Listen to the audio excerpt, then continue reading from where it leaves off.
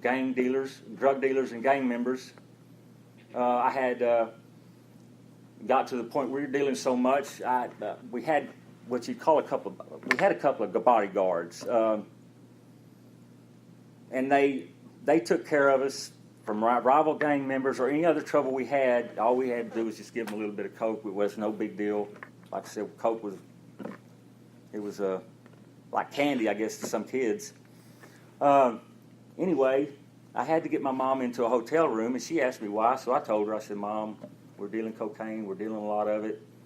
And about that time, I'm explaining to her, a Colombian walks through my front door with a brown plastic bag, and he probably had a couple of ounces in it. And I had to go talk to him. And as soon as I got back out, I took my mom to a hotel room. And I think she stayed for a couple of days and convinced me that we had to leave. I needed to get back home. This was not going to work out the way I was living. And it wasn't. So we moved back home. We moved back here to Wichita. And we came back with a couple of ounces in the thought that we was going to start dealing cocaine in Wichita. I mean, the Colombian we were getting it from, he would go anywhere in the United States, and we could get just as much or however. We wouldn't have had to interrupt our business.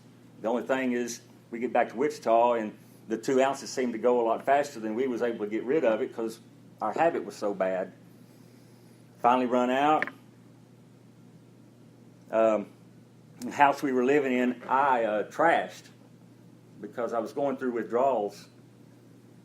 It took 6 officers, and they hogtied me with my belly and face to the ground to carry me to the cop car.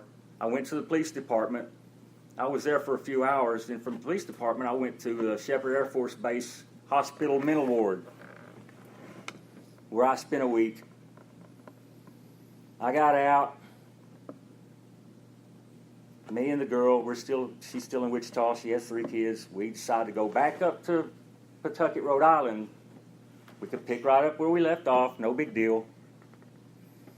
We go back up there and visit, get some things arranged, come back down to get our stuff, to move back up, and get all my stuff loaded into a U-Haul, and my dad wasn't going to let me go, which is probably the first thing he's ever really done in my life that showed his love for me. He wasn't going to let me go. And there was her kids, and the 2 bodyguards, and all she did was grab the gold off around my neck, and they took off with everything I had. So I had to start over.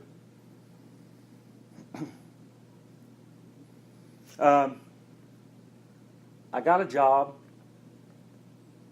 working in a pallet plant overnight. I think it was the second shift. And I worked with a bunch of drug addicts. And this is where I get introduced to methamphetamines.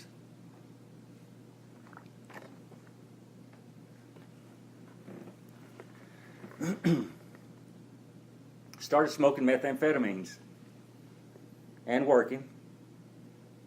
Well, my habit got bigger. I was going to have to deal it because I couldn't afford the habit. Most of the people I dealt to were IV drug users. And I thought, why not? So I became an IV drug user. Methamphetamine IV. And I can remember weeks would go by without sleep, without food. If it weren't for the alcohol, the beer, I probably wouldn't have had any nutrition. That went on for a while. I met a girl and I moved to Lawton. For the life of me, it seems like it doesn't seem, no matter where I go, drugs and the people involved in drugs find me, or I have no problem of fitting right into that kind of crowd. So I start with methamphetamines in Lawton, dealing again, injecting it.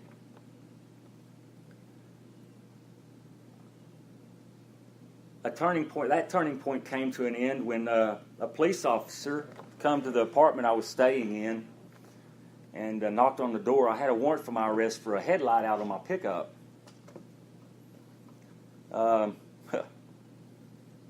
Most of the time, the officers handcuff you in the rear. He handcuffed me in front. I had 1.5 grams of methamphetamine on me. I was able to reach in my pocket and dump it before I went to jail and they could search me. You know, I'd like to say through all this that God had been with me. God had been with me through all of this because I didn't die and I never went to prison. Because I'll tell you, that lifestyle, that's the only two choices in your future. You either die or you go to prison. I spent a week in the hospital, in the jail up there in Lawton. My mom comes and gets me out, and you know I couldn't let her come into the apartment where we were living in because it was basically a shooting gallery, and I don't mean guns. At any given point, you could walk in and somebody would have a needle in their arm.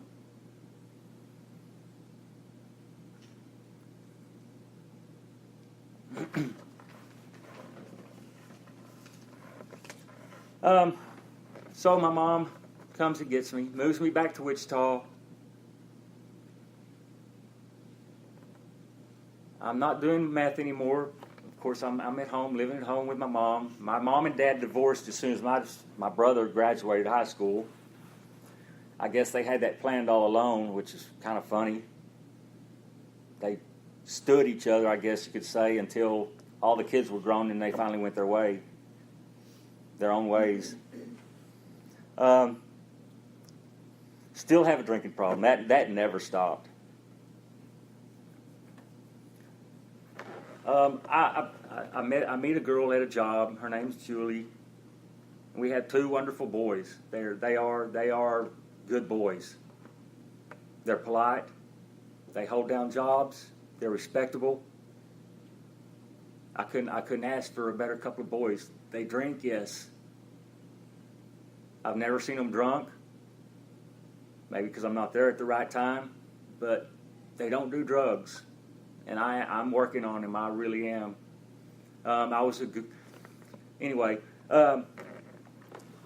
Once we had the 2 sons, I was still drinking, and the drinking was a problem.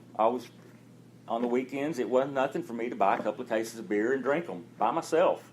But it did take a toll on my marriage because if I couldn't drink at home, I went out, and I was gone a lot of the night. I didn't cheat on her. There was no adultery. It was the drinking. I just wanted to party.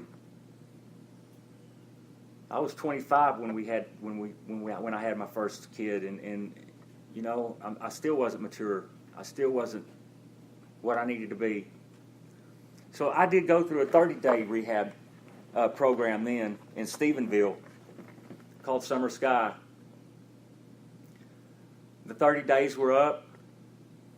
I get out, move back home. The damage had already happened in my marriage, and it was my fault. So we did get divorced. Still have 2 sons. I was paying child support. I was getting them every other weekend. We lived too far apart, and they had school and stuff. So I said I didn't want to disrupt their lives on Wednesday nights. So I just got them on the weekends that I had them, and I think I was a good dad. I didn't drink in front of them, and I didn't do drugs in front of them. Anyway, back to the rehab.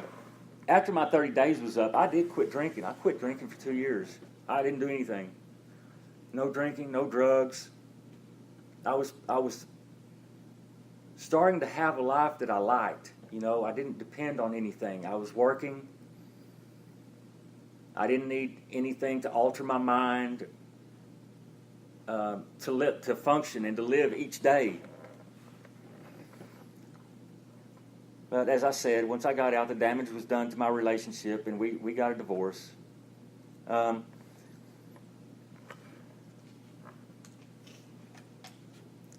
Went on for about 6 or 7 years. After the 2 years, I started back to drinking because I thought, you know what, this is not working for me.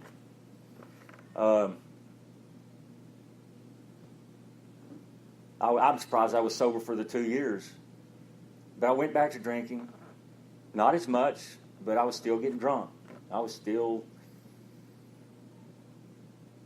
drinking, driving, running around town, doing things I shouldn't have been doing. I meet another girl at a party. And I saw her do something that I wanted to try. She broke down some crack. I never learned how to smoke crack. Now, that kind of upset me because I may have just smoked it instead of injected it. Anyway, she showed me, I learned how to break down crack, a rock, and inject it. It was pure. It was pure like that. And it messed me up.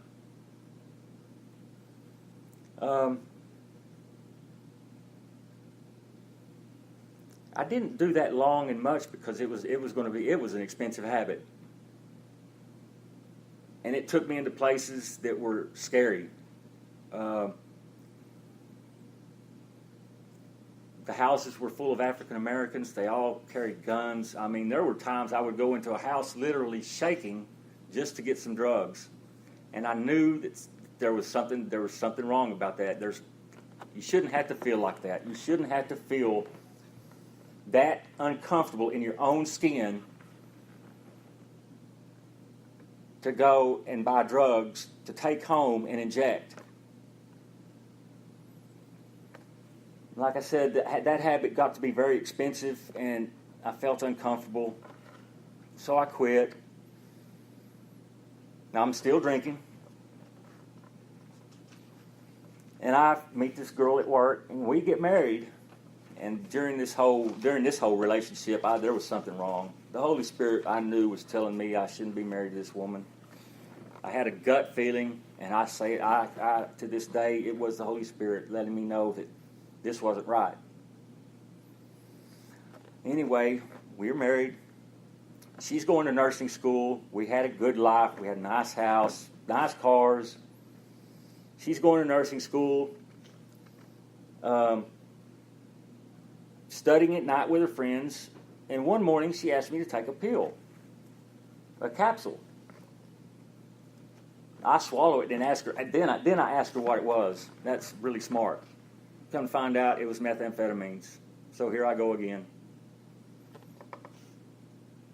I started injecting methamphetamines again. Then the methamphetamines led back to crack. So here I am injecting crack and coke, not at the same time, but just to stay high.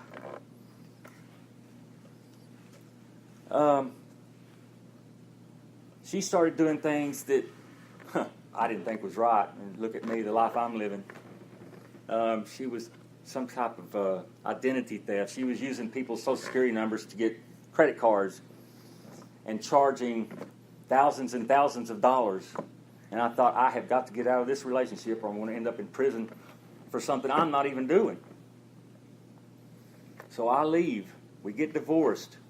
I'm still a junkie. I am still a junkie. And drinking and smoking pot and injecting coke. And I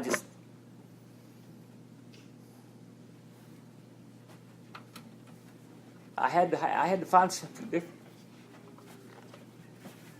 I had to find something different. There was something different to life. I had been like this. I had been like this since I'm 12, 14, 15 years old. So I pick up a Bible somewhere. And I had a job where I could sit at my desk and read the Bible. I read the Bible a couple of times. And I thought, okay, this is starting to make sense.